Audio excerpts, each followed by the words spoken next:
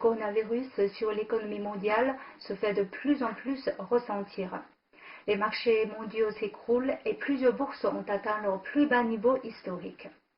L'économie mondiale est-elle en train de basculer dans l'inconnu? Alors que la Chine retourne progressivement au travail, l'économie chinoise représente-t-elle un espoir pour l'économie mondiale? Aujourd'hui, nous allons en discuter avec M. Ding Yifan, économiste, chercheur à l'Institut de recherche sur le développement du Conseil des affaires d'État. Bonjour M. Ding Yifan.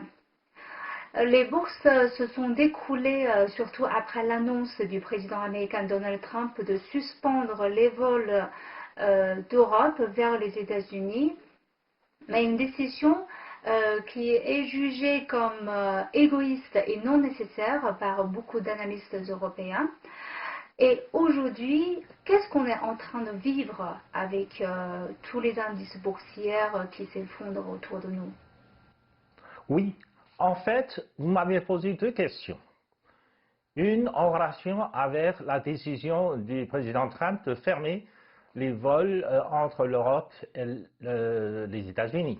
La deuxième, sur les impacts de la pandémie sur la chute successive de la bourse de New York et sur les impacts d'un futur ou d'un éventuel crash de la bourse. En ce qui concerne la décision d'arrêter les vols entre l'Europe et les États-Unis, je pense que la motivation est principalement politique. Il suffit de regarder les impasses ou les obstacles, les difficultés, la faillite créée dans les trafics aériens aux États-Unis, dans les aéroports, et cette décision a pratiquement paralysé le trafic aérien des États-Unis. En fait, une telle décision a été prise plus ou moins à la légère, non pas pour arrêter la propagation de coronavirus, mais pour donner une impression que cette pandémie est venue de l'extérieur et que les hommes politiques américains ne doivent pas être responsables de toute la propagation du virus. Pour cela, il faut se rappeler que le président Trump avait décidé d'abord d'interrompre tous les vols entre les villes chinoises et les États-Unis. Donc, il avait essayé de créer cette impression que la pandémie venait d'abord de Chine, puis de l'Europe. Donc, c'était une décision politique. En ce qui concerne la perspective d'un crash de la bourse, je pense que oui, la pandémie a fait probablement avancer l'arrivée d'une crise financière d'abord aux États-Unis, puis à travers le monde. C'est un fait réel si on regarde les chutes successives de la bourse de New York et le déclenchement du mécanisme de fusion sur le marché, car depuis ces derniers jours, le mécanisme a été déclenché 3 fois. Oui, vous avez dit tout à l'heure que le coronavirus est en quelque sorte quelque chose qui a avancé la crise. Et si on est déjà dans une crise, où en est-on exactement? Est-ce qu'on attend une crash boursière? Et surtout, pensez-vous que les mesures avancées par la Fed auront un impact sur le marché? Je pense que vous avez posé une très bonne question. Est-ce que cette épidémie peut provoquer un crash du marché financier? Est-ce que les décisions prises par le gouvernement américain seraient suffisantes pour stopper le crash? Ma réponse serait, hélas, les décisions ou la réaction du marché à la dernière décision de la Fed, de la Banque centrale américaine, était catastrophique. Parce que, dernièrement, la Réserve fédérale a décidé de baisser un pourcentage de taux d'intérêt pour ramener le taux d'intérêt à 0,25%. En fait, cette décision, une fois prise, a provoqué une réaction violente de la bourse.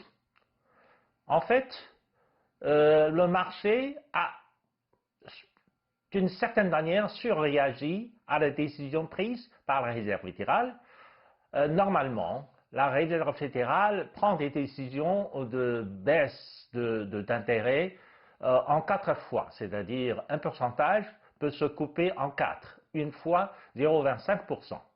Mais cette fois-ci, brutalement, la Réserve fédérale a décidé de baisser un pourcentage, ce qui ramène le taux à 0, pratiquement. En fait, ça a donné l'impression au marché que finalement, la Réserve fédérale, donc la Banque centrale américaine, est à bout de toutes ses munitions. Donc, elle n'a plus de moyens de stopper la chute du marché pour les jours à venir. Alors que cela fait penser que probablement à l'intérieur de la Réserve fédérale, ils ont des informations qui montrent que la situation réelle est plus sérieuse qu'on ne le pensait. Et dans ce cas-là, les investisseurs sont paniqués, ils veulent tous sortir un peu de ce marché, et puisque la Banque centrale n'a plus le moyen de stopper la chute du marché. Donc, quand tout le monde y pense, eh bien, ça a provoqué une chute du marché. Je pense que probablement, dans les jours à venir, il y aura encore des chutes successives du marché, et finalement, la crise vient d'arriver. En fait, tout le monde prévoyait qu'une crise plus grave que 2008 allait arriver cette année, l'année prochaine ou dans 2 ans. On ne sait pas quand, mais si à l'échéance de 2 ans, on pense que la probabilité serait à peu près à 100%. Mais à l'échéance d'1 an, c'est-à-dire non pas cette année, mais l'année prochaine, la possibilité serait plus élevée que 70%. Mais cette année, si cette crise va arriver cette année, la possibilité est à peu près 50%. Mais cette pandémie a fait avancer la crise. La pandémie a montré que finalement, ces gouvernements n'étaient pas préparés pour faire face à une situation plus difficile, à une situation de crise. Non seulement pour une crise de santé publique, mais aussi pour une crise financière. C'est pour cela que le marché est devenu paniqué. Aujourd'hui, la Chine retourne progressivement au travail. Où en est-on aujourd'hui dans la reprise graduelle de l'économie chinoise? Et pensez-vous que cette reprise va en quelque sorte servir d'un élément stabilisateur dans un monde aujourd'hui quand même très déstabilisé par le virus? En fait, la Chine est en train de sortir de cette crise de santé publique. Donc, elle est en train de reprendre les activités industrielles, les activités commerciales, etc., etc. Donc, raisonnablement, on peut penser que la Chine serait prête à venir au secours d'autres pays qui sont infectés maintenant par le coronavirus. La Chine a envoyé des équipes médicales aux pays européens, en Italie ou dans d'autres pays comme en Iran ou probablement bientôt en Corée, etc., etc., pour essayer d'aider ces pays à fournir des assistances plus appropriées aux infectés. Et en plus, comme la Chine a repris ses activités industrielles, dans les jours à venir, la Chine sera capable de devenir une véritable usine du monde pour fournir des équipements médicaux, des articles de la vie courante, en fait, parce que la production est d'une certaine manière arrêtée dans beaucoup de pays du monde. Donc dans ce cas-là, la Chine serait capable de fournir des articles de la vie courante à la population du monde. Oui, la Chine a cette capacité de production et la Chine serait une véritable usine du monde au temps de crise. Il y a une autre chose que je constate tout au long de cette épidémie, c'est que certains médias français ont adopté une approche très idéologique dans le coffrage de ce virus, par exemple d'associer les mesures de confinement à un régime autoritaire. Alors, vous avez été journaliste pendant de longues années. Comment analysez-vous pourquoi ces médias ont adopté cette vision hautement idéologique alors qu'on est dans une période quand même très cruciale pour l'économie, pour la santé publique, pour l'intérêt de l'humanité dans son ensemble? Oui, on peut dire que le comportement de certains médias français, cette fois-ci, avec l'évolution de la crise de santé, était vraiment désespéré. J'ai vu quelques interviews des journalistes à des experts français de virus, épistémologues, etc., etc.